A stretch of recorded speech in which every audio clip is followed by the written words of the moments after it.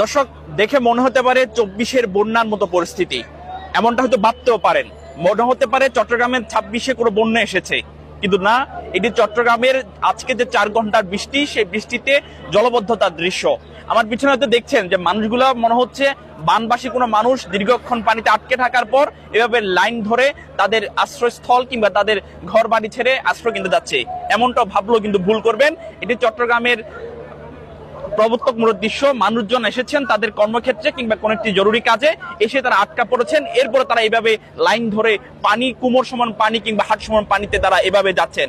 আমরা ঠিক যে জায়গাটার মধ্যে দাঁড়িয়ে আছি, এই জায়গাটার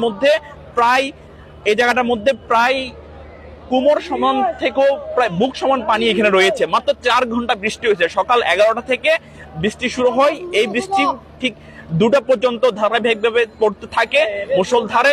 এই 4 ঘন্টার বৃষ্টি